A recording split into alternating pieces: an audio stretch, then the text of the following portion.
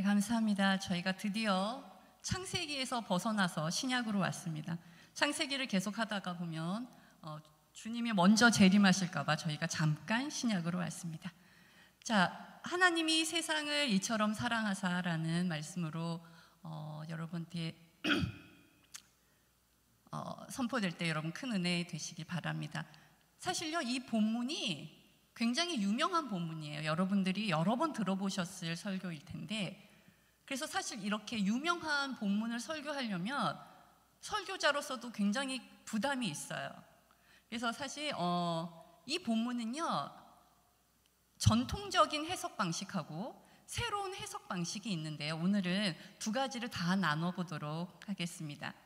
그래서 새로운 해석 방식에 어떤 제목이 좋을까 이제 고민을 하다가 정말 이 성경 구절만큼 잘 표현된 게 없을 것 같다라는 생각을 했습니다. 그래서 제목이요, 여러분이 잘 아시는 요한복음 3장 16절에서 따온 거죠. 여러분 주일학교 다니실 때 정말 열심히 외우셨을 거예요. 그리고 여름 성경학교 요즘도 그러는지 모르겠는데 이 구절을 외워야 점심을 줬어요. 제 때는, 라떼는 그랬는데 요즘은 그런지도 모르겠지만, 그럼 우리가 옛날에 그 기억을 한번 되살려서, 여기 나와 있나요? 나와 있구나. 같이 외워보려고 했는데 그러면 같이 읽어봅시다. 요한복음 3장 16절. 하나님이 세상을 이처럼 사랑하사 독생자를 주셨으니 이는 그를 믿는 자마다 멸망치 않고 영생을 얻게 하려 하심이라.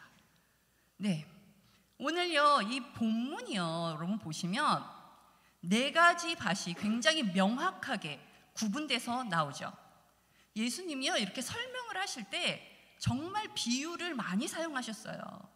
그런데 그 비유에 대해서 해석을 따로 해주시는 경우는 정말 드물어요. 우리가 그 비유가 어떤 뜻인지 잘 모르는 경우도 굉장히 많은데, 이 본문만큼은 예수님이 정말 친절하게 설명까지 곁들여 주신 비유이죠. 자, 본문을 이해하려면요, 우선 천국 말씀이 뭔지부터 알아야 돼요. 천국 말씀, 그 말씀은 곧 예수를 뜻합니다. 여러분 요한복음 아시죠? 어떻게 시작합니까? 태초에 말씀이 계셨으니. 태초에 말씀이 계셨다. 바로 예수님이에요. 말씀은 예수님을 뜻하죠. 근데 말씀이 곧 예수님인데, 그러니까 이 말은 무슨 뜻이냐면, 우리에게 모든 사람에게 말씀이 이미 주어졌다는 거예요. 모두에게 주어졌지만 모두가 다 이해할 수는 없다는 뜻입니다. 뭐 이게 내가 한국어를 못해서 아니면 영어를 못해서 그런 게 아니라, 믿음이 없이는 그 말씀이 받아들여지지 않아요. 믿음이 없이는 그 말씀을 들어도요, 내 삶에 어떠한 변화도 일어나지 않는다는 겁니다. 흔히 그런 말 있잖아요. 그래 목사야, 너는 떠들어라. 나는 내 갈 길 가련다. 이게 바로 길가에 떨어진 말씀입니다. 그래서 길가에 떨어진 씨앗과 같이 다 뺏기고 없어진다는 거예요. 그럼 두 번째 밭은 뭐죠? 돌짝밭입니다. 이건 뭘 얘기를 하냐면, 내가 믿고 있는데 그 믿음의 근거가 도대체 뭐냐는 거예요. 그냥 무턱대고 할렐루야 아멘 믿습니다 이거 말고, 믿음은 반드시 말씀에 근거해야 되죠. 근데 이게 말씀 그냥 듣기만 하는 게 아니라요, 내 안에서 소화되는 거예요. 소화되고 선포되어지고 전도되어지는 것을 이야기를 합니다. 그런데 거기까지 우리가 못 가는 거예요. 왜냐하면 조금만 어려움이 있어도 금방 말씀, 내가 들었던, 내가 기억했던, 내가 읽었던 그 말씀이 잊어버려지는 거예요. 그게 바로 돌짝밭입니다. 자, 세 번째는요, 가시떨기예요. 가시떨기밭. 이거는 뭘 얘기를 하냐면 세상의 영향력입니다. 내일의 염려죠. 내일의 염려. 명예와 권력, 내 탐욕들, 재물에 대한 욕심이 그건데요. 즉 이건 모든 사람에게 미치고 있는 세상의 영향력이 있다는 겁니다.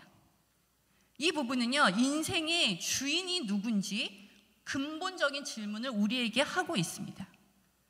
여러분, 내일이라는 거, tomorrow, 내일이라는 건요, 하나님이 주시는 거예요.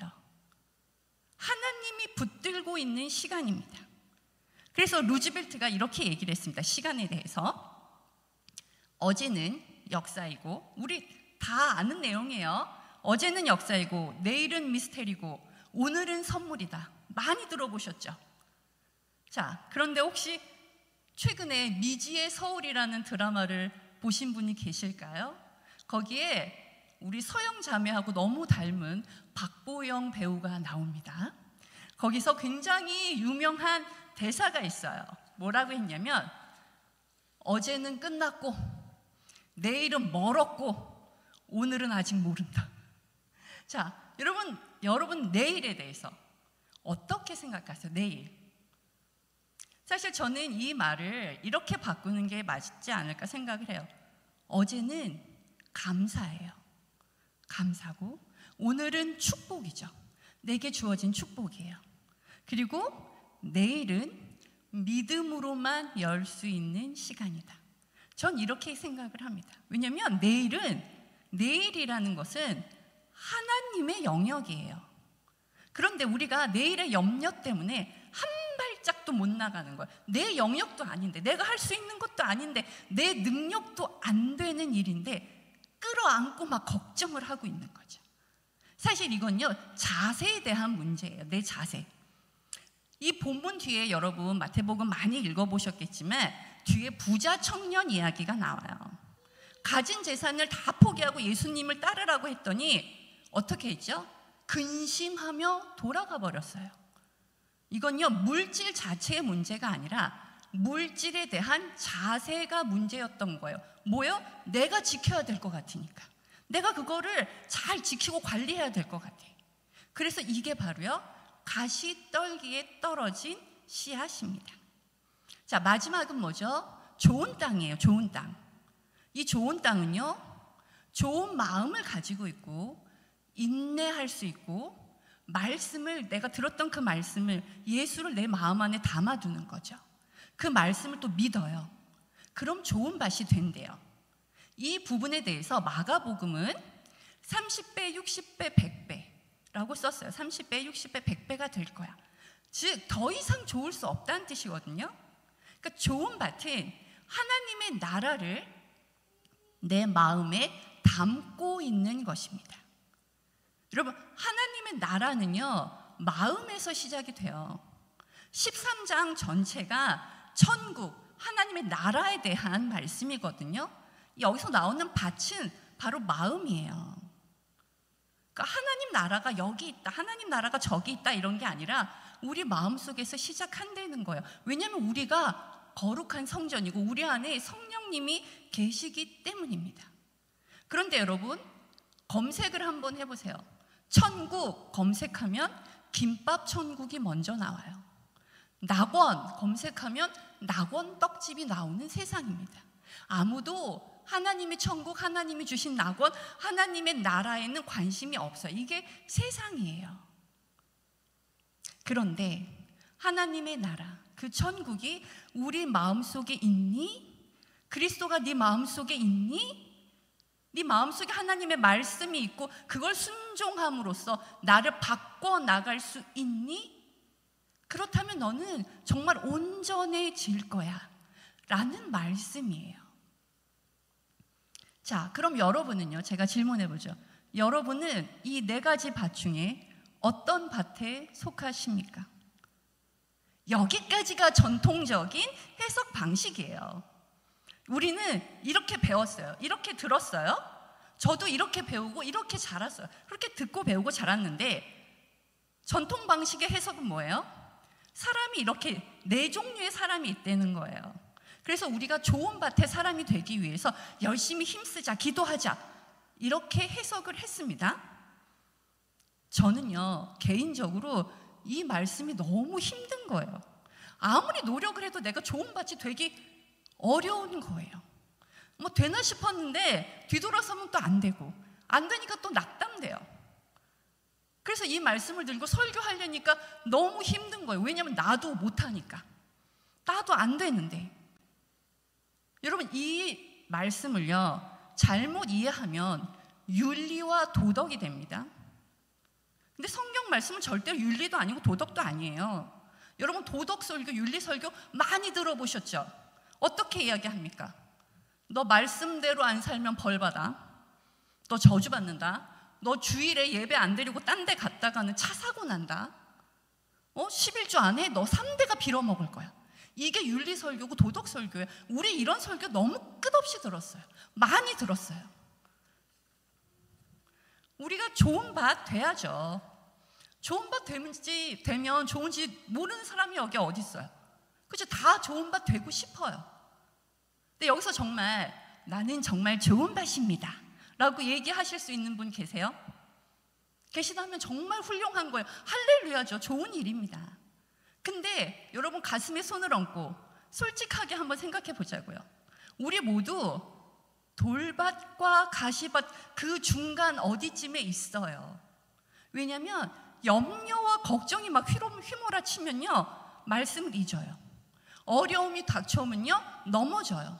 분노해요. 때로 험한 말도 막 해요. 내가 그리스도인인 것도 잊어버려요.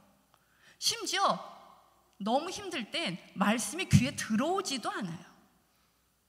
그래서 저는요 이 전통적인 해석 방식 해석으로는 한계가 있다고 생각했습니다. 왜 그런 노래 있죠? 연식이 저하고 비슷하신 분들이 이 노래를 아실 텐데 여기까지가 끝인가 보 그런 세상 노래가 있어요. 자꾸 그 노래가 생각이 나는 거예요. 왜냐하면 나는 자꾸 율법에서 멈춘 것 같거든요.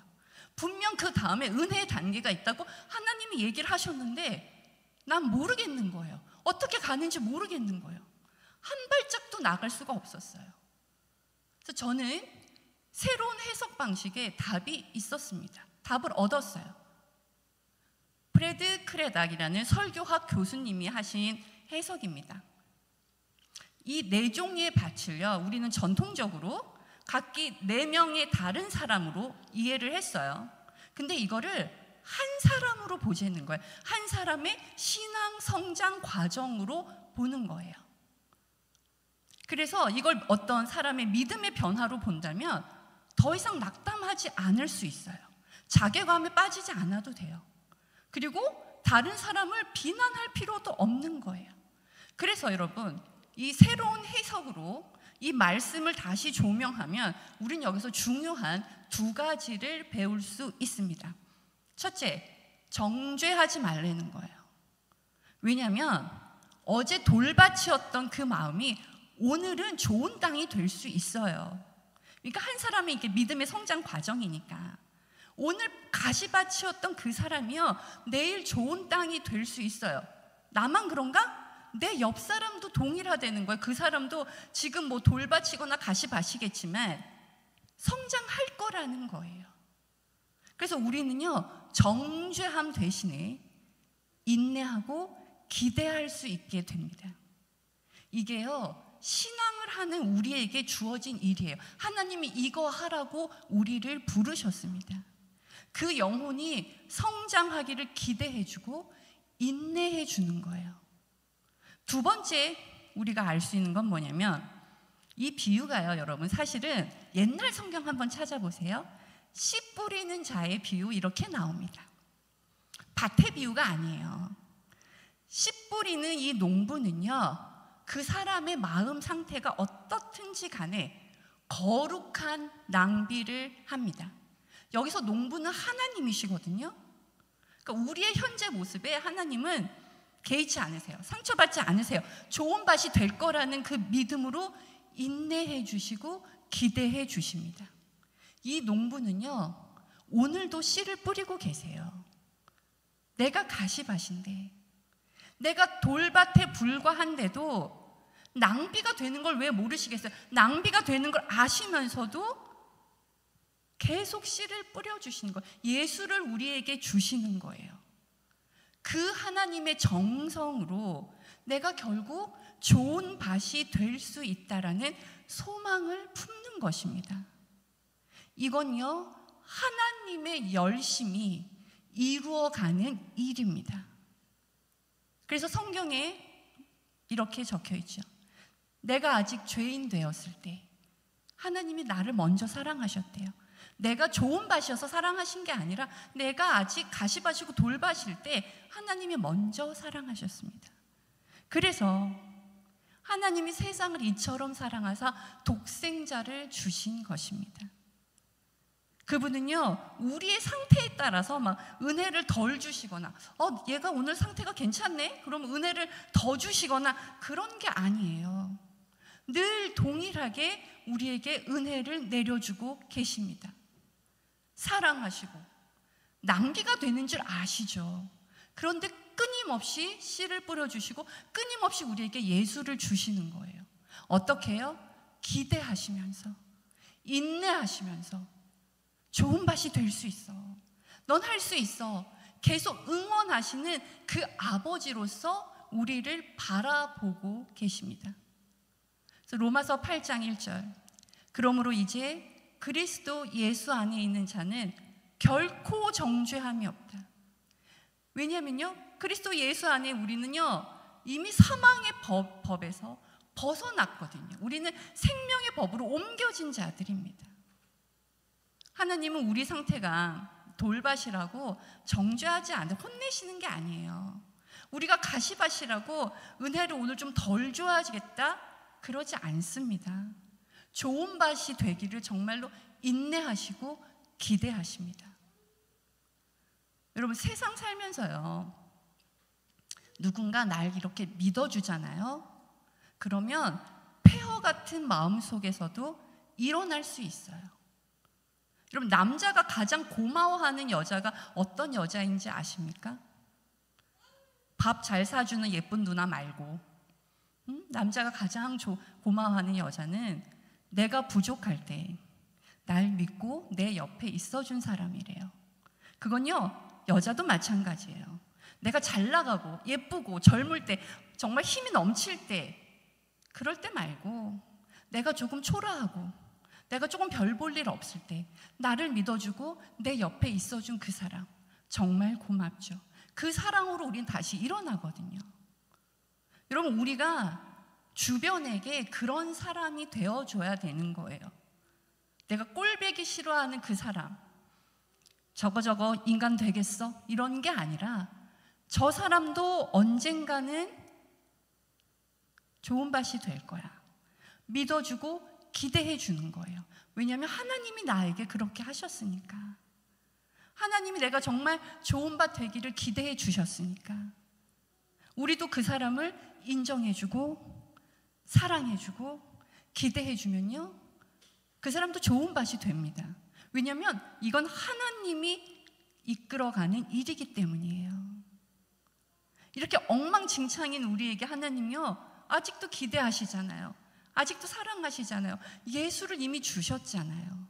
이처럼 사랑하사 독생자를 주셨으니, 하나님은 자신의 아들을 십자가에 내어주시면서까지 우리를 사랑하셨습니다. 내가 좋은 밭이 될 거라는 그 기대로 그렇게 하셨습니다. 말씀의 결론 맺겠습니다. 이 씨 뿌리는 자이신 하나님은요, 끊임없이 은혜와 말씀을 주고 계십니다. 우리가 정말 성장할 거라는, 좋은 밭 될 거라는 그 믿음을 가지시고 기대하시고 말할 수 없는 탄식으로 우리를 위해 기도하십니다. 여러분, 이런 아버지가 계시다는 그 믿음을 가지시고 복된 하루하루를 사시는 여러분 되시길 축원합니다.